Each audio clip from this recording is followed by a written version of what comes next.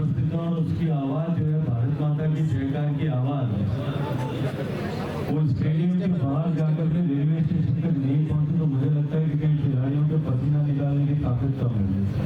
दोनों हाथ ऊपर करिए, मोटी गाड़ी को बंद करिए और पूरी ताकत के साथ में बोलिए भारत माता की, भारत माता की। जैसलमेर प्रीमियर लीग 2023 के शुभ अवसर पर मंच पर उपस्थित इस प्रीमियर लीग के आयोजक और आयोजन के मुख्य स्तंभ आदरणीय श्री पवन कुमार सिंह जी भाटी, मंच पर उपस्थित भारतीय जनता पार्टी के आदरणीय जिलाध्यक्ष चंद्र प्रकाश जी सारडा, मंच पर उपस्थित श्रद्धेय प्रतापपुरी जी महाराज, मंच पर उपस्थित जैसलमेर के प्रथम नागरिक जिला प्रमुख आदरणीय प्रताप सिंह जी, पूर्व विधायक आदरणीय शैतान सिंह जी, मंच पर उपस्थित आदरणीय प्रधान साहब, मंच पर उपस्थित मेरे छोटे भाई श्री कुणाल सिंह जी, प्रधान साहब सम, और इस खेल के महाकुंभ में जो जैसलमेर का मुझे लगता है कि खेल का सबसे बड़ा आयोजन होगा, जिसमें 3000 से ज्यादा खिलाड़ी और 220 से ज्यादा टीमें हिस्सा ले रही है। उस ऐसे महत्वपूर्ण आयोजन में उपस्थित सभी जैसलमेर के गणमान्य नागरिक, खिलाड़ी बंधुओं, पत्रकार मित्रों, मैं अपनी बात कहूं उससे पहले आदरणीय पवन कुमार सिंह जी को बधाई देना चाहता हूं और इनका हृदय पूर्वक अभिनंदन करना चाहता हूं। वो बधाई इसलिए देना चाहता हूं कि उन्होंने जैसलमेर के खिलाड़ियों को इतना बेहतरीन मंच, और मुझे क्योंकि देश भर में अनेक जगहों पर जाने का अवसर मिलता है, ऐसा भव्य आयोजन, इतनी सुंदर लाइटिंग में, इतनी अच्छी तरीके से आयोजन, इतने व्यवस्थित तरीके से आयोजन किया है, इनकी टीम और ये दोनों उसके लिए बहुत बधाई के पात्र हैं। और इनका अभिनंदन मैं इसलिए करना चाहता हूँ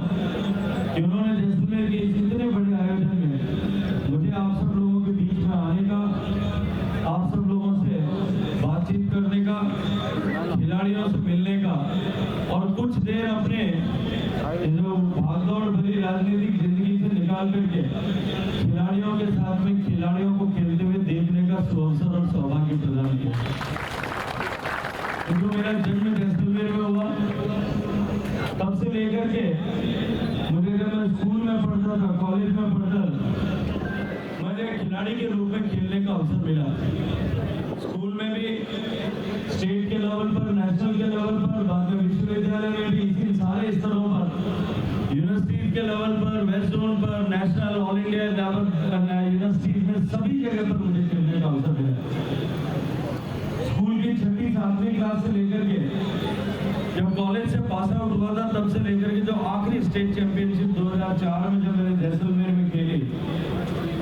तो मेरे अनुभव से एक बात कहता हूँ, जब मैं वहां खड़ा होकर के खेलता था मैदान में, तो मुझे जो सबसे खराब चीज लगती थी वो थी कि नेता आते थे और लंबा लंबा भाषण देते। इसलिए मैं इन खिलाड़ियों के दर्द को बहुत अच्छी तरह से जानता हूँ। मुझे याद आ रहा है, एक टूर्नामेंट अलवर में हम खेल रहे थे, सर्दी की रात थी, स्टेट चैंपियनशिप का फाइनल था, और उस स्टेट चैंपियनशिप के फाइनल में रात, सर्दी की रात में, जो बास्केटबॉल के टूर्नामेंट में हाफ टाइम होता है मुश्किल से 5 मिनट 4 मिनट तक, वो हाफ टाइम जो है उसमें एक नेताजी जो आए हुए थे, उन्होंने भाषण देना शुरू किया। लगभग 40 मिनट तक उन्होंने खेल खेलने के महत्व को समझा। अब जो खिलाड़ी खेल रहे थे उनको वो महत्व पता था। उनके लिए चुनौती ये थी कि जो मैच में गर्मी थी, आधा मैच होने के बाद में जो शरीर का टेम्परेचर था वो कूल डाउन हो रहा था। इतने ठंडी में हाफ टाइम में उनके सिर जो है वो ठंडे हो रहे थे। उनका जो संकट था, मैंने उस दर्द को खिलाड़ी की तरह महसूस किया। इसलिए मैं बहुत लंबे खिलाड़ियों को कहूँगा कि बातचीत नहीं करूँगा। मैं सिर्फ आपके खेल को देखने के लिए आप लोगों के बीच में आया हूँ, आपके साथ में अपने खिलाड़ी भाव को जमाने के लिए। लेकिन मैं अपनी बात समाप्त करूँ उससे पहले इतना अवश्य करूँगा कि देश में हमारे माननीय नरेंद्र मोदी जी की सरकार बनने के बाद में मैं देख रहा था इस छोर से लेकर के उस छोर तक और इस छोर से लेकर के उस छोर तक नरेंद्र मोदी जी की सरकार की योजनाओं के बारे में जिस तरह से यहाँ प्रदर्शन किया गया, खेल के साथ साथ में देश को आगे बढ़ाने के लिए नरेंद्र मोदी जी ने, गरीब के जीवन में परिवर्तन लाने के लिए देश के प्रधानमंत्री आदरणीय नरेंद्र मोदी जी ने जिस तरह से काम किया, समाज के संज्ञान में उन विषयों को ठीक से लाने का जिस तरह से काम आदरणीय पवन सिंह जी ने किया है, मैं इनकी सोच को सलाम करते हुए इनकी सोच का अभिनंदन करना चाहता हूँ। मित्रों, देश में जब नरेंद्र मोदी जी की सरकार बनी उससे पहले मुझे जब स्मरण आता है कि मैं जब खिलाड़ी के रूप में खेलता था, एक खिलाड़ी अपने व्यक्तिगत रूप से प्रयास करके अपने परिवारजनों के संसाधनों का उपयोग करके जब वो खिलाड़ी नेशनल लेवल पर एक बार मेडल लेकर के आता था, तब सरकार पहली बार उसका हाथ पकड़ करके उसको आगे ले जाने का काम करता। मैं तो क्योंकि खेल के जगत से जुड़ा हूँ, मेरी बेटी और बेटा दोनों इंटरनेशनल प्लेयर, और मैं जानता हूँ कि आज भी तारीख में नरेंद्र मोदी जी की सरकार बनने के बाद में जो परिस्थितियाँ बदली, देश में मेडल इसलिए नहीं आते थे कि खिलाड़ी की जब उम्र परिपक्वता की हो जाती, खिलाड़ी नेशनल लेवल पर मेडल लाता है 23, 24, 25, 26 साल का होता है, उस समय पर जाकर के सरकार उसका हैंडहोल्डिंग करती थी, उसका हाथ पकड़ती थी जब उसका कैरियर ढलान की तरफ होता था। पहली बार नरेंद्र मोदी जी ने ये कहा कि हम खिलाड़ियों को बचपन में आइडेंटिफाई करेंगे, आइडेंटिफाई करके उनको खेलने में सहयोग करेंगे, उनका प्रॉपर कोचिंग करेंगे और 15 साल तक लगातार उनकी कोचिंग करेंगे ताकि वो ओलंपिक में जाकर के मेडल ला सके। आज उसका परिणाम हमको दिखाई देने लगा है। नीरज चोपड़ा जो हिंदुस्तान का सम्मान विश्व कप में बढ़ाता है, ओलंपिक में गोल्ड मेडल ला करके बढ़ाता है, लेकिन उस नीरज चोपड़ा के पीछे सरकार की कितनी बड़ी ताकत खड़ी थी। उसको विदेश में ले जाकर के कोचिंग कराया और कोचिंग कराने के समय में जब उसको इंजरी हो गई, दुनिया के बेहतरीन हॉस्पिटल में, स्पोर्ट्स इंजरी के हॉस्पिटल में ले जाकर के उसकी सर्जरी करोड़ों रुपए खर्च करा के जब देश की सरकार करती है, तब जाकर के नीरज चोपड़ा देश का सम्मान करता है। जो खिलाड़ियों को आगे बढ़ाना, उनको प्रोत्साहन करना, बचपन से संभाल करके उन खिलाड़ियों को बचपन से ट्रेनिंग देकर के आगे खड़ा करना, टॉप्स की स्कीम के माध्यम से टॉप ओरिएंटेशन के प्लेयर्स के लिए खर्चा करना, एक एक खिलाड़ी पर करोड़ों रुपए का निवेश जब देश की सरकार करती है और उसके साथ साथ में जब स्पोर्ट्स का इंफ्रास्ट्रक्चर सरकार खड़ी करती है, तब जाकर के देश में जो है वो खेल जगत आगे बढ़ता है। नरेंद्र मोदी जी के नेतृत्व में देश में खेल के जगत में जिस तरह का आमूलचूल परिवर्तन हुआ है, मैं यहाँ सभी खिलाड़ियों को उसके लिए बधाई देना चाहता हूँ। मित्रों, आप सब लोग ये टूर्नामेंट खेल रहे, सामान्यतः वो जो नेताजी की मुझे बात आ जाती, उन्होंने जब भाषण देते हुए कहा था कि खेल में खेलना जरूरी होता, जीतना जरूरी नहीं होता। तो मैं तो खिलाड़ी रहा हूँ, मैं तो मानता हूँ कि जीतना सबसे ज्यादा जरूरी होता, उसके बिना खेल में कोई महत्व नहीं है। जो जीतता है वही पहचान पाता है। इसलिए अपनी ऊर्जा का हर एक बिंदु, अपनी ताकत का 100%, अपने कौशल का 100% निवेश करिएगा। अपने का जो है अपने जज्बे को 100% आज झोंक दीजिएगा। जो आज का मैच है वो दोबारा नहीं होगा। आज के मैच में जो जीत करके जाएगा वो आगे बढ़ेगा। आप सबको बहुत सारी शुभकामनाओं के साथ, दोनों टीमें जो खेल रही है उनको बहुत सारी शुभकामनाएं देते हुए मैं अपनी बात को समाप्त करता हूँ। बोलिए भारत माता की। मंत्री जी की सरकार के यशस्वी 9 साल पूरे होने,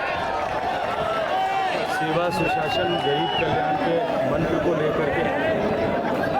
राष्ट्र का पुनर्निर्माण करना, देश के हितों के साथ में बिना कोई समझौता किए हुए देश का खोया हुआ सम्मान वापस लौटाने के संकल्प को लेकर के जो सरकार काम कर रही है, देश की जनता ने ये सेवा करने का, गरीबों का कल्याण करने का, उनके जीवन में परिवर्तन लाने का जो सुअवसर प्रदान किया, हम सब मिलकर के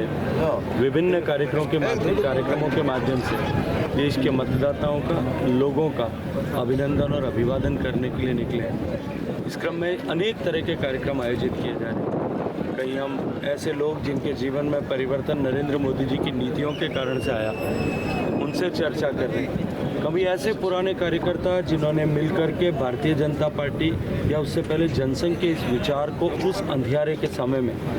जब इस विचार की बात करना भी शायद बहुत कम लोग कर पाते थे, उन लोगों ने जिन्होंने इस पौधे को सींच करके बड़ा किया, उनके साथ में बैठ कर ऐसे व्यापारी व्यवसायी जिन्होंने भारतीय जनता पार्टी और जनसंघ के विचार को शैशव अवस्था में अपनी छाया दे करके आगे बढ़ाया, उन सब से बातचीत करके, खेलों के माध्यम से, खिलाड़ियों के माध्यम से, इन सब समाज के लोगों से मिल करके हम अभिनंदन कर रहे हैं, उनका अभिवादन कर रहे हैं। जैसलमेर प्रीमियर लीग का तो आयोजन किया जा रहा है, कि मैं अभिनंदन करूंगा, धन्यवाद दूंगा जैसलमेर प्रीमियर लीग के आयोजन के पीछे जो मुख्य सूत्रधार हैं आदरणीय पवन सिंह जी का, कि उन्होंने जिस तरह से जैसलमेर के 3000 से ज़्यादा खिलाड़ियों को एक मंच पर ला करके ये द्विस्तरीय क्रिकेट प्रतियोगिता आयोजित की है, और जिस भव्यता के साथ में, जिस दिव्यता के साथ में इन्होंने यहाँ आयोजन किया, हर एक खिलाड़ी को अपनी तरफ से एक ट्रैक सूट प्रदान करने से लेकर के जिस बेहतरीन व्यवस्था के साथ में खेल का महाकुंभ आयोजित किया है, मैं इनको बहुत सारी बधाई देता हूँ। निश्चित ही इनके द्वारा किया गया ये आयोजन इस जैसलमेर को, जो मरु प्रदेश होने के बावजूद भी राजस्थान की सांस्कृतिक राजधानी है, वहाँ निश्चित रूप से एक नई ऊर्जा, एक नया जीवंतता, एक नया जीवन और यहाँ के लोगों के जीवन में एक नया स्पंदन पैदा करेगी। मैं बहुत सारी बधाई देते हुए जिन खिलाड़ियों ने इसमें हिस्सा लिया है, इसके साथ साथ में जो खिलाड़ी इसके कारण से तराशे जाकर के आगे पहुँचेंगे, उनको शुभकामनाएं। और देखिए, मैं ये मानता हूँ एक खिलाड़ी होने के नाते शारीरिक लाभ जो होते हैं, स्वास्थ्य का लाभ जो होता है, जो सम्मान मिलता है, जो पहचान मिलती है, वो सब एक तरफ है। लेकिन खिलाड़ी प्रतिदिन मैच खेलते हुए जो जीतना और हारना, ये जो क्रम से देखता है, ज़िंदगी में जितना जीतना महत्वपूर्ण है, उतना ही हार को पचाना भी महत्वपूर्ण है।